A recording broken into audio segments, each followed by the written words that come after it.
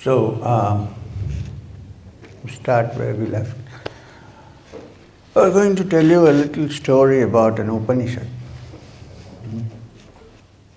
Now, this particular Upanishad is called the Kathopanishad, and it has a very interesting story. It's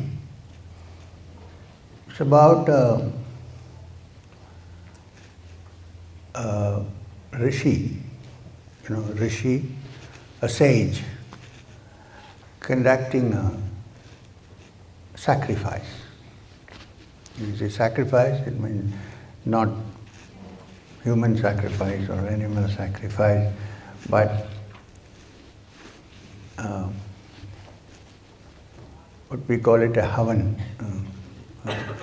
which means this fire is lit and offerings are put into the fire, and there are different kinds of such rituals that are done for various reasons.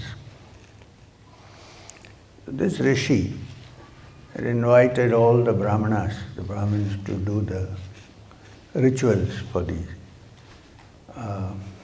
yajna. It's also called yajna. When you say yajna, it means you give something, sacrifice, to gain better, higher good. This is the meaning of yajna.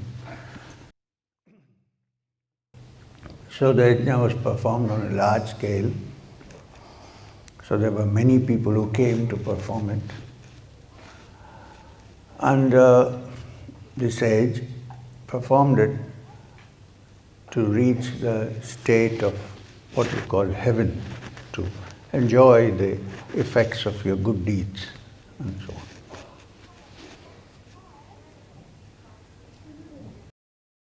He had a son who was only 8 years old, but a very intelligent guy, intelligent boy. So he watched the havan going on. His name was Nachiketas. Now please note that the word Nachiketa in Sanskrit means one who does not know. Na chiketa, who is not, which means all inquiry starts when you say, I don't know, I need to find out. The moment I say I know, there is no inquiry, it's all over, finished, sealed. So Nachiketas, this young boy, was 8 years old. After the havan, after the sacrifice was performed, it is the practice to give gifts to all those who conducted the ceremony. So the boy was watching his father. You must remember, in those days, a cow was one of the most valuable things that one possessed. It did many things. Gave you milk. It, apologies to the vegans, it gave milk. It gave cow dung for manure. It was used for farming, for ploughing, and it was looked after as a gift from the gods, considered sacred. And to have good cows means you are a wealthy man. If you have many cows, it's like you had 3 Mercs parked outside your garage. Yeah. So this guy was watching that his father was gifting cows to the people who came to perform the ceremony, and he was shocked because the cows he was giving away, some of them were lame cows who couldn't walk, some were old and blind, some were cows which had no milk, which had been milked dry, and so on. So the Upanishad says that Shraddha entered into him. Now Shraddha is a very difficult word to define in English, as all Sanskrit words are. Shraddha would mean one-pointed attention. It could mean faith. It could mean discriminative thinking. Any one of these things, or all of them put together. Something entered, intelligence entered into his heart, into his mind. And he said, this is meaningless. Why would some sacrifice give away as a sacrifice, as a sacrificial gift, what is useless to one? When the meaning of the word sacrifice is that you give away something that is valuable to you, right? Not useless things which you have no value. So this entered into his head, and being a very blunt boy, he asked his father, but he put it in words which probably hurt the father. He asked him, Father, I am the dearest and nearest to you. I am your nearest possession, your dearest possession. I see you giving away all these blind and lame and useless cows as gifts, as sacrificial gifts. I am your nearest and the dearest. Who will you give me to? What a dangerous question. So, Upanishad says that the father, in a fit of anger, said, I give you away to death. But I don't think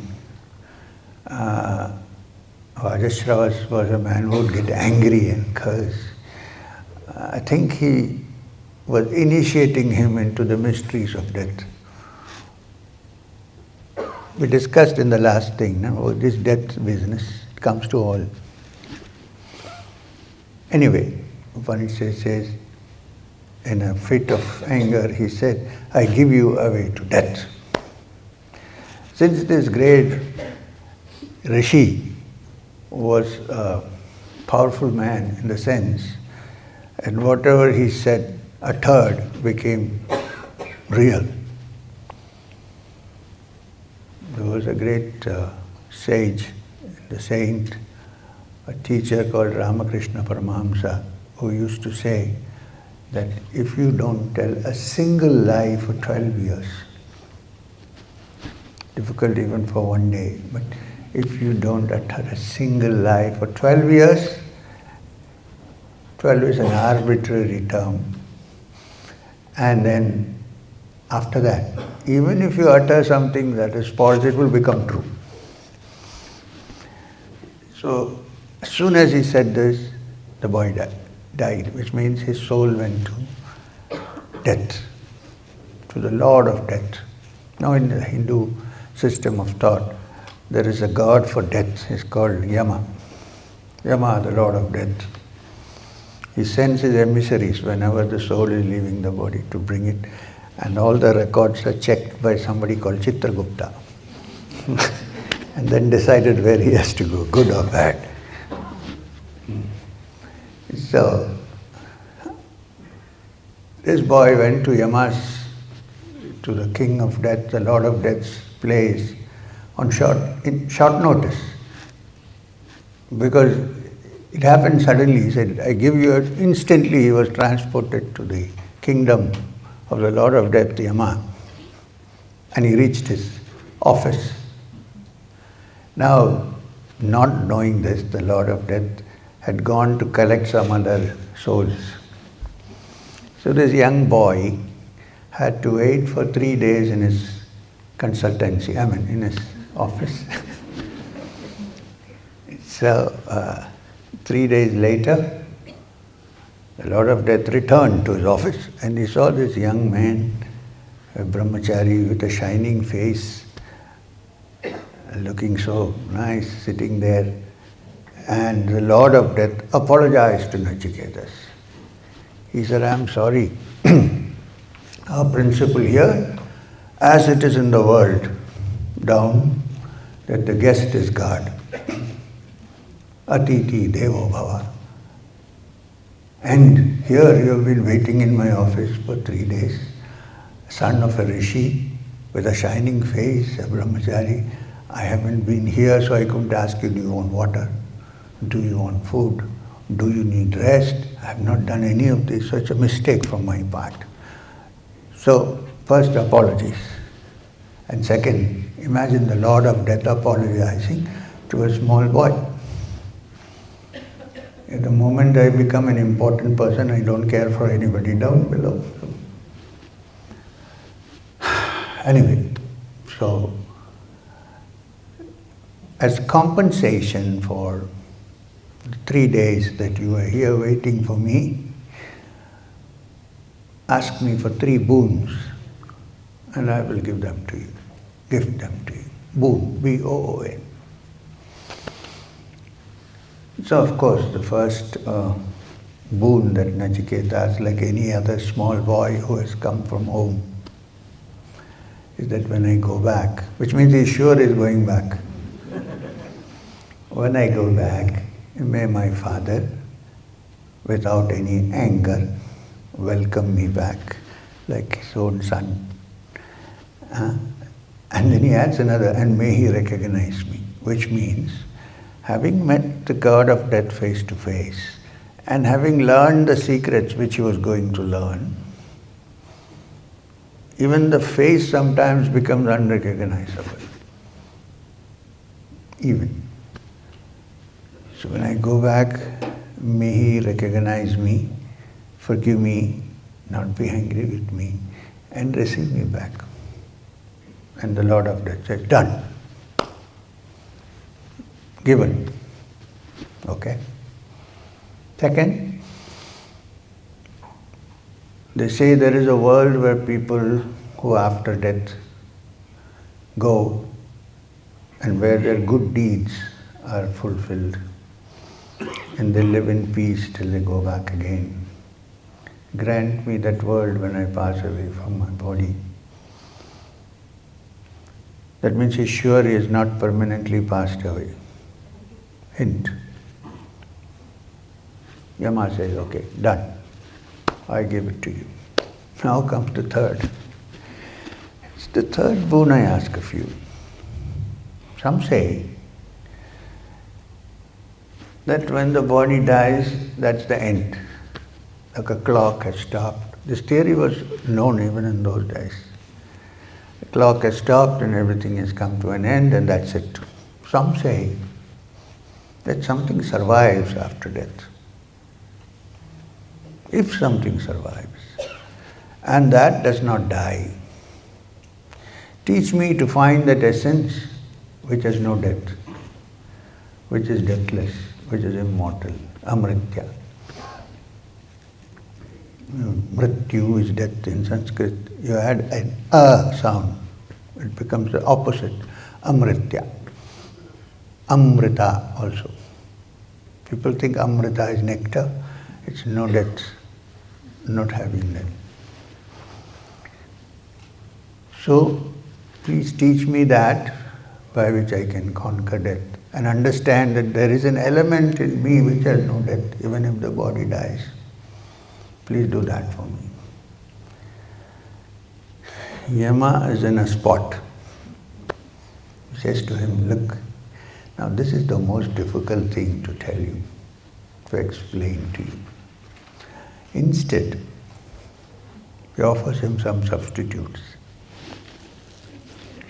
I will make you the ruler of all the 3 worlds instead of this. Accept it. I will give you musicians and dancing girls. Accept it. I will give you palaces and all the wealth that the Lord of Wealth, Kubera, has. Accept it, but this don't ask me. So this little boy says, if it is so difficult that you even don't want to answer it, keep your song and dance for yourself. Your dancing girl. Nice, you read the Upanishad yourself. I want only that, answer to this. I don't want anything else. So, after confirming Nachiketas' first priority is to find this truth, Yama teaches the Upanishad. What I'm saying is, suppose you come to me, sir, I want to learn Kriya, okay. After that I want to reach the Turiya or Moksha or freedom or whatever. Okay? Suppose I tell you, well, this is very difficult, man. It's not so easy. Here is the key. Take my GLS mark, formatic. What is the general reaction? Who cares about moksha? Give me the keys. You're out.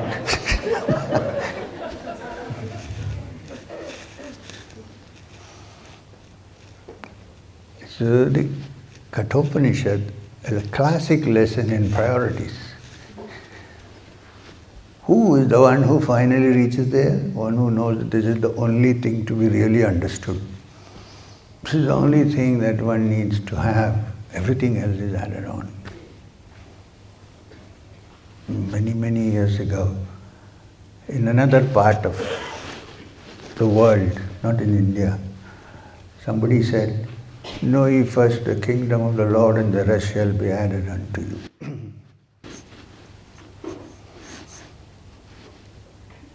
So, this is what we are seeking. This is why I told you the story. And then in the process of teaching Nachiketas, Yama says, understand this, that your body, your mind, your subtle body, everything comes and goes, birth after birth. But the inner essence, which is the Atman, remains always the same. Understand this. Don't identify your Atman with your mind, which gathers things and loses them, has pain and sorrow. The Atman, Yama says to Nachiketas, is Sat-Chid Ananda, which means it is Sat, which means the truth, Chit, it is consciousness, and it is bliss, which means that it is intrinsically blissful and doesn't need anything from outside to make it blissful, because it is bliss itself. It's like the eye that sees everything. You know, we see the whole world because we have eyes. But we can't see our own eyes. I can see your eyes. Or I can see it in a mirror, that's a reflection. I can't turn back and look at it. But I know the eye exists, because if it doesn't exist, I cannot see the world. In the same way, he says to Nachiketas, your true essence, which is your Atman, is the eye of the mind, which sees everything. Because it sees everything, it exists, and the mind cannot see it. When the mind is calm and quiet and tranquil through different kinds of sadhana or practice, then only the witness remains. There is nothing to witness, because that which witnesses and the witness are the same. Then there is an end to all sorrow, and end to all contradictions, end to all everything. And one is established in the bliss which is one's own intrinsic nature and doesn't come from anywhere else. This is the teaching given by Yama to Nachiketas. Why did he give it to him? Because he knew this guy will not move except for that. He wants nothing else. This is his priority. And when he touches that, everything else is done. So therefore our sadhana, even if we practice sadhana, it all depends on our intentions, our priorities, how much serious we are with it, and so on and so forth. That's what I was trying to say. Well, you can do Kriya and have a good healthy life, okay. You can have a good healthy body and a healthy mind and so on and so forth. But if that's all that you want, that's also possible. But there may be rarely people who want to go beyond and figure out what is the essence of things. That also can be done.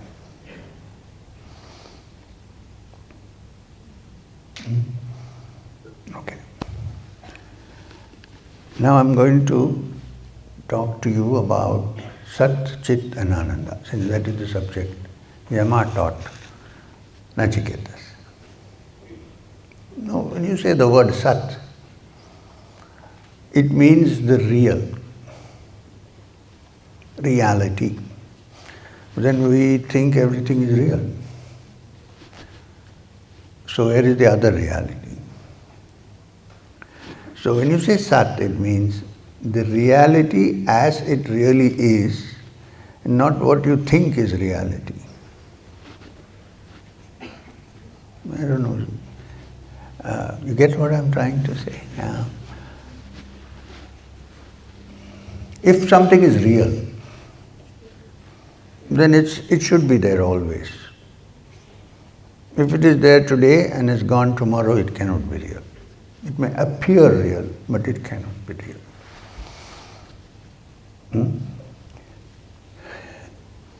So Sat means that which always is and is the essence of everything, which neither comes nor goes, and therefore neither is born nor dies. This is Sat. Imagine that being the essence of our being. What a glorious thing, but we don't think so. So therefore, when the Vedic prayer, Asato ma sadgamaya, take me from the unreal to the real, it means what I think is real may not be. There may be a reality behind this. Take me there. And that is our true essence, as taught in the Kathopanishad, Sat. And Chit means this essence is not a material object. A material object certainly will not remain forever. It's here and gone tomorrow. Something which always is, is. Plato said something very interesting. He said, of course he didn't say one, he said there are two things in the universe. One is, capital I, and is never becoming. And there is that which is not, but is ever becoming. So when you move from the becoming to the not becoming, then there is the is, which is always there and is not becoming. The other is not, but appears to be. So, Sat. Then, Chit means it's not a material object, it's consciousness. It's pure consciousness, Chit. And what is its nature, attribute? Ananda. You know what is Ananda? Happiness, bliss. Not the bliss that is here today and gone tomorrow, but as the Tantra defines, Anantam Anandam Brahma, unending bliss is Brahman. That which never ends, which has no beginning and no end. And the good news is, in essence, we are that. This is the good news. We're not those little tiny, puny little human beings, but something more. Right? When you begin even to think about this, your mind opens up to greater potential. Even in this world. This is Satsang Ananda. In India, in Banaras, there used to be a weaver saint whose profession was weaving clothes. He was known as Kabir Das. Kabir Das had a beautiful story about the human condition and how we look for happiness, which is of course naturally built in to look for happiness. He compared the human being to the musk deer. You know, in the Himalayas, there is a particular kind of deer called the Kasturi Mriga. Kasturi is musk, the musk deer. In a certain season in the year, There's a little pouch under its belly button from where musk is generated. And there's a beautiful fragrance in the air of kasturi. And the poor deer, here DEAR also, the poor deer, trying to find the source of this fragrance, goes looking for it all over the forest, poking its snout into thorny bushes, bleeding endlessly, not knowing that it's coming from my belly button. Kabir said, this is the way human beings live. The bliss and the fragrance that you seek is in your heart, inside. If you would only turn around and look, you're looking for it outside everywhere. Sometimes you find a little bit, then you lose it, then you again find it, then you lose it. Because what you're finding is only the reflected fragrance, which has already come and gone and pervaded certain things. So when the mind becomes pure and clear and with no fluctuations, when all the vrittis have been nirodhified, removed, then one sees in that clear mirror reflection of that happiness, the fragrance of that.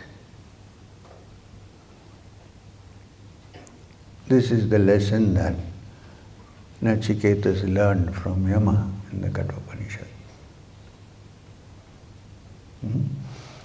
Okay.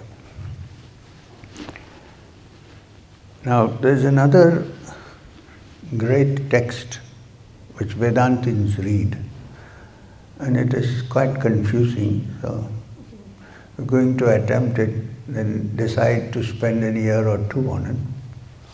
I'm not going to take it up. I just want to mention it. It was also written by the great Vedavyasa.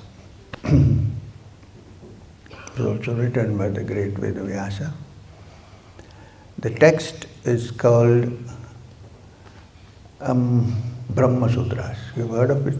The Brahmasutras? Yes?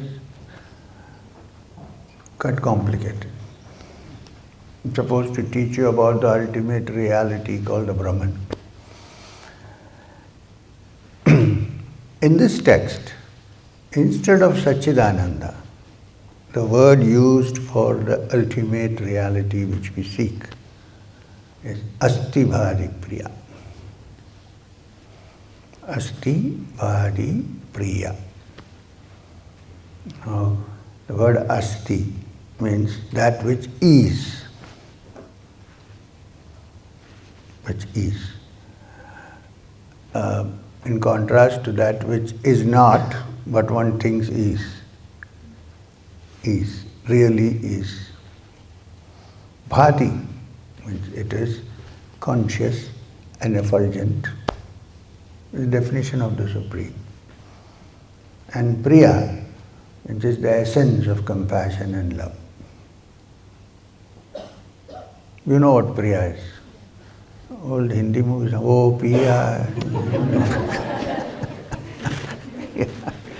So, from the ordinary love to the highest compassion, the essence is the inner being called the Brahman, which is Asti Bhati Priya. And why there are so many texts on it is because it is very difficult to explain. Even ordinary love you cannot explain. Think of somebody who is in love with somebody else. Has everything that is needed in their families, but is ready to give up everything and run away with this fellow or girl or whatever. What is this power that pushes? Well, when you're young, it's hormonal basically, but even then, what is it that you don't care, you want to sacrifice, you want to run? Many parents come to me, this girl is a girl, she wants to run away with this boy, he has nothing. What is it? There's an energy called affection and love. and you cannot really explain it. Also, have you heard anybody saying somebody went up in love, everybody falls in love?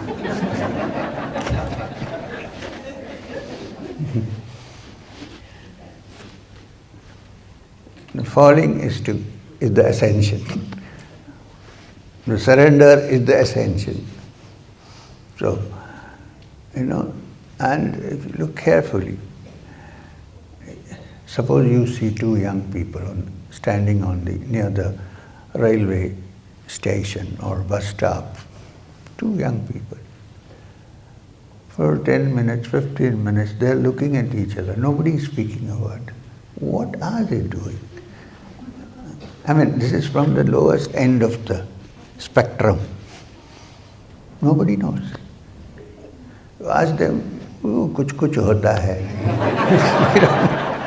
We don't know what it is. Something is happening. This is called Priya. And in its extensive, infinite way, it's the essence of one's being, which is why it gets manifested and it's so compulsive, anyhow.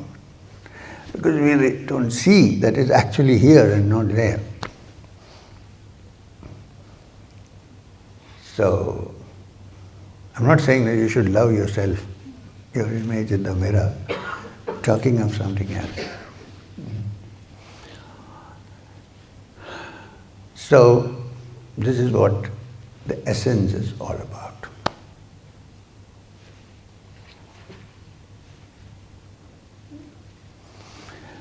Any questions?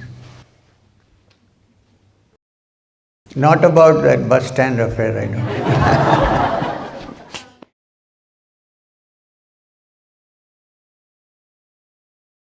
Yeah, because, good question.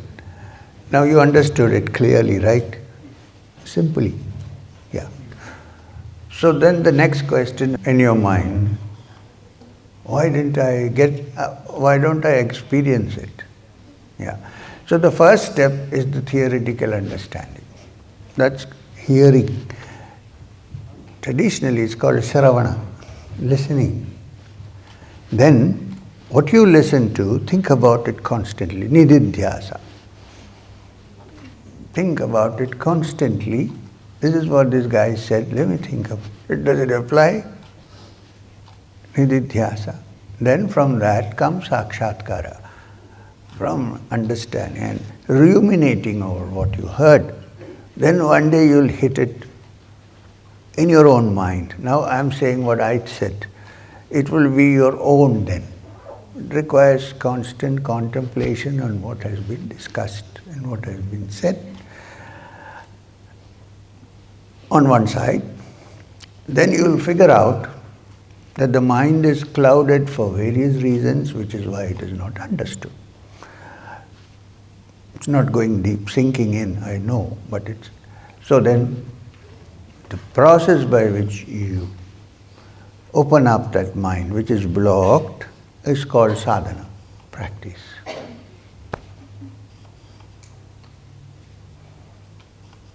I'm trying to keep it as simple as possible so that people grasp,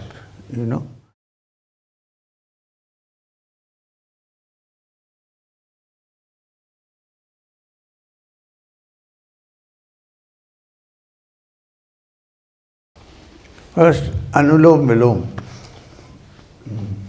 She used two terms, anulom, vilom, and then the mantra. Anulom, vilom is the pranayam by which you balance your breath, the Ida and the Pingala. Alternate nose breathing. Breathe in from here, hold for a while, breathe out through the other nostril. Breathe in again, hold and breathe out from. This is anulom, vilom. The technique that I discussed there should be practiced only when you sit down and do your anulom, vilom. It's not a mantra to be practiced all the time. Thank you, Guruji. Thank you so much.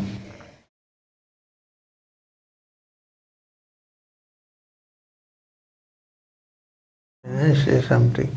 Yes. The most important thing is the devotion and the attitude and the way you look at it, rather than a little bit variations. You can say Nama or you can do without Nama. You see the Tirumantiram is mostly also very devotional. Yes. Where the teacher is crying out loud for the darshan of Shiva. So that part is very important. The heart part is very important. It's the word parts and how many, it's not so important. So you can chant it in any way. I can chant it all the time? All the time. If you feel like it. So just don't get into too many complications. Just chant the mantra, read it of course, try to understand and have that one-pointed attention to it and devotion. And the rest will resolve itself. The most important is sincerity to it, total attention to it, not the number of times. Right?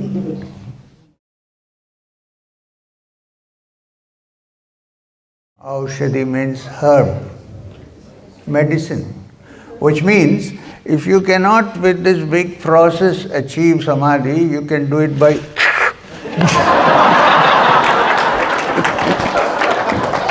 So they have also experimented with this. So aushadha means herbs, medicines by which certain altered state of consciousness can be produced. Yes, but since it is on a very dangerous way of doing it, we don't generally encourage this, because we can also get tight by simply meditating. Is it not Kaya Kalpa or Ayurveda or things like that? Not here, not in this context. Not in this context. Yes, in Kaya Kalpa, in Ayurveda also aushadha is used, where it means medicines for rejuvenating your body and so on. Not here, in this context.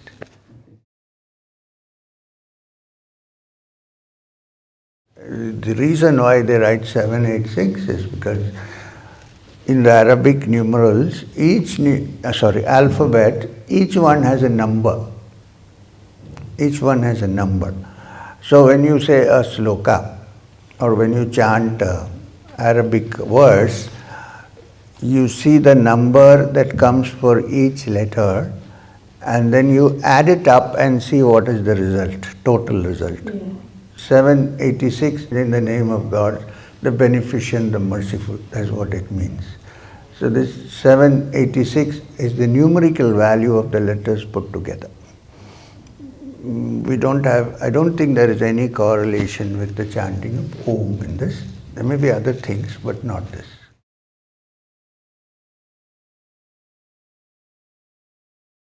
Of course. Of course. Look, your inner self or your Atman is free of any pollution. कुछ भी कर सकते हो, अंदर भी जोत जला सकते हो, बाहर भी.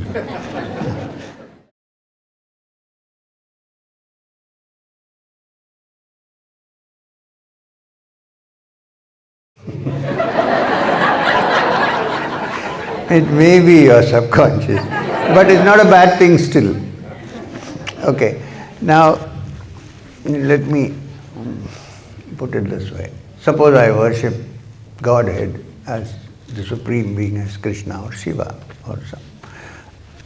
And since I constantly apply my mind on that, the subconscious mind acquires that essence of that form, which is good. I'm not saying it's bad, but it doesn't mean that Krishna knows this is happening. You know, but if you conceive of Krishna as the inner soul of all human beings, and since you know it, he knows. You get what I'm trying to say? So the लीला अगर आपको हुई है और मतलब अनुभव हुई है तो experience. It's nice. It is your own inner self cavorting with your inner gopis in Vrindavan.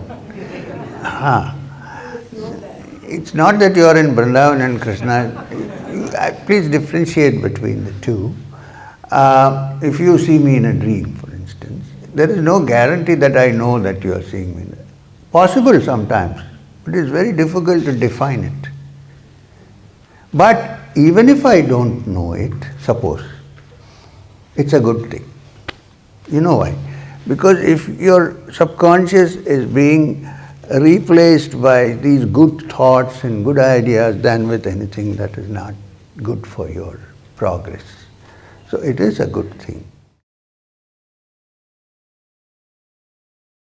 You know, according to traditional terminology of Sankhya, all human beings have three gunas. Three. Guna means attributes. And different people have different proportions of these. Some have one more, some have one less, and so on. And these are Sattva, Rajas, and Tamo Guna. Tamo Guna is that which is like inertia,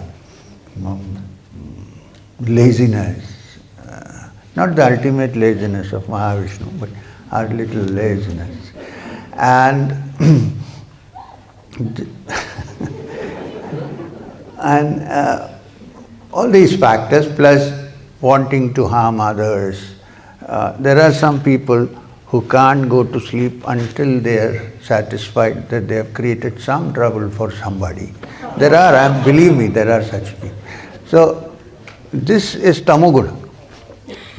Not saying the truth, presenting false as the truth, all this falls under Tamo Guna. Okay.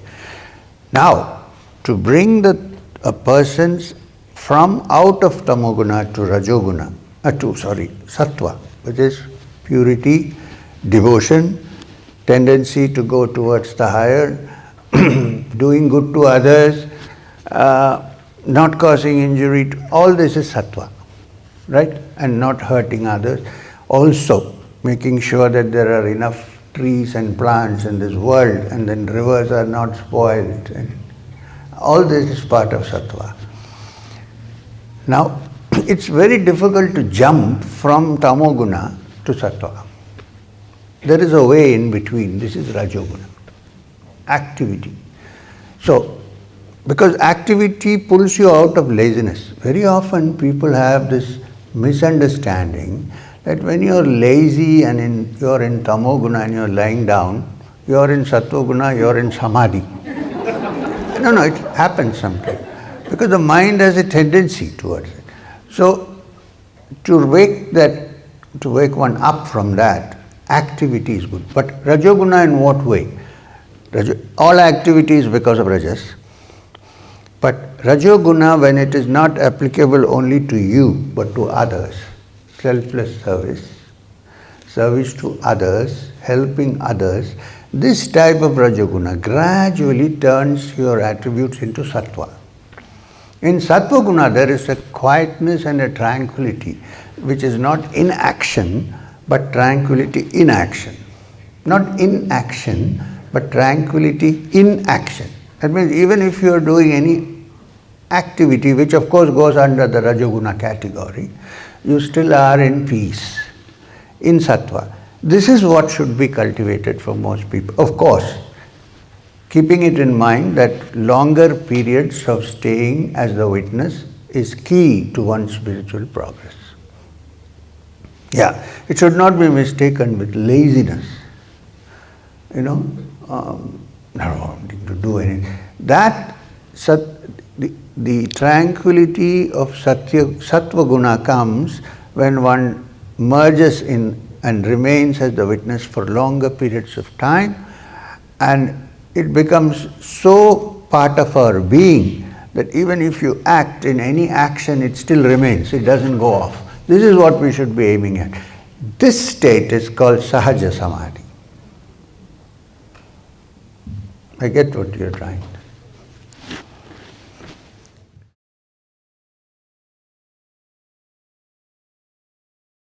It's not easy. Please understand this. As long as you live in this relative world, even if you don't hate people or if you want to build up a state where you love everybody, in practical things, like for instance, if somebody breaks into your house and is trying to take your wife away, would you say, I love him?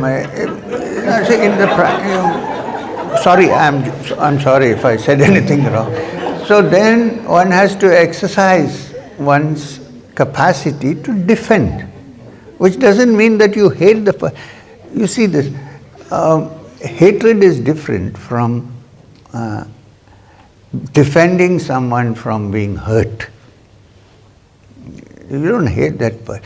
So sometimes living in this world, while you must say that I must free my mind from all negative tendencies and so on, because I see the spark of the divine in the other person, so he is also divine or she is also divine.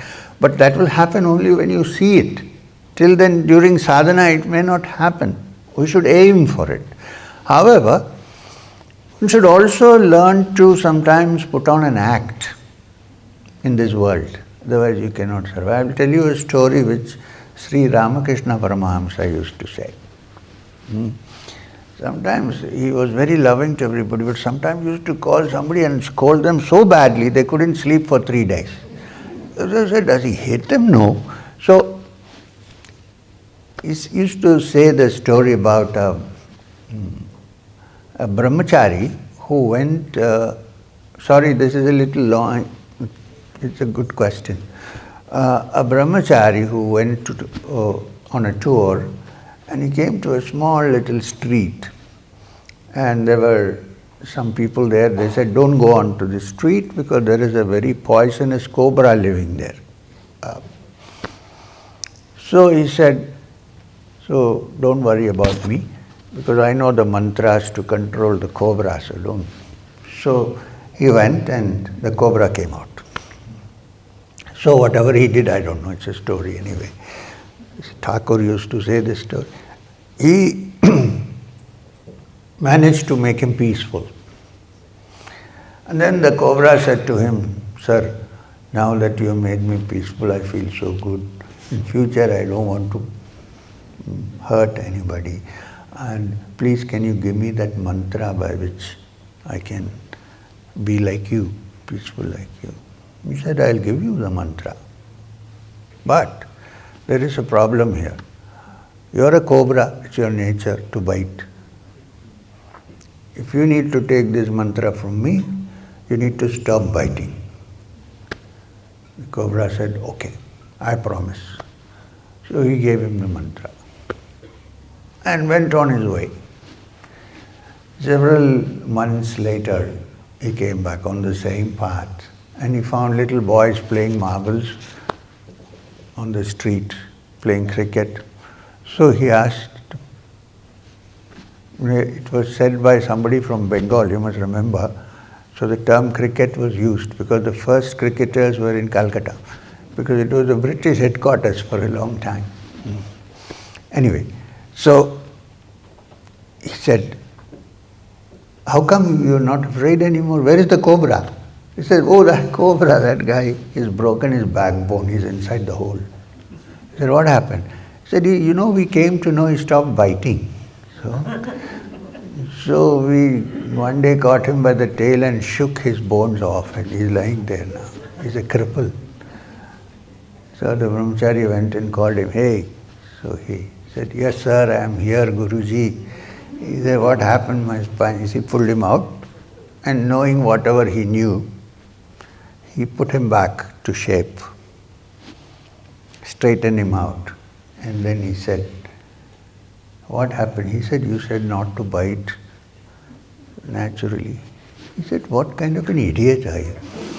I told you not to bite. Did I ask you not to hiss? One hiss would have been enough from you. People would keep away from you. So sometimes in this practical world, it might be necessary to hiss, but don't bite.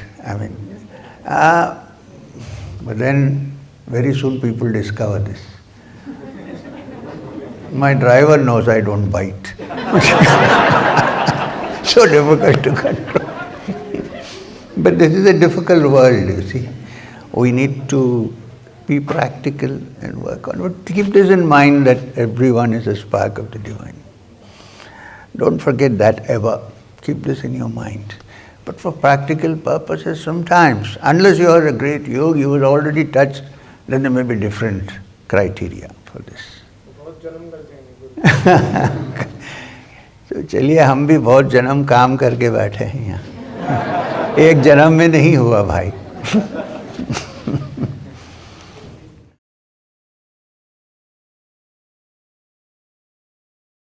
Okay, it's time now. So you always ask me in the last. when I come back in the evening. Please don't change your mind. We will start with this question before the satsang. Huh? Is that because I want to be cool and not hurry about this? It's an important question. Karma Yoga, I agree with this. In fact, the third chapter of the Gita, which is a practical chapter, starts with Karma Yoga. Arjuna Vishada Yoga, Sankhya Yoga, Karma Yoga. So it's an important question. So let's not hurry with this. When I come back in the evening, this is the first thing I'm going to address. And please also remember as a hint that even the practice of Kriya is a karma. Any activity is karma. Keep this in mind, then we will proceed. Thank you. Sorry about not.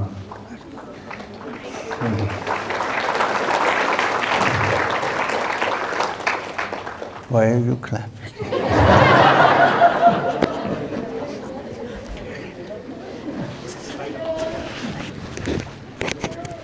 Was the performance good?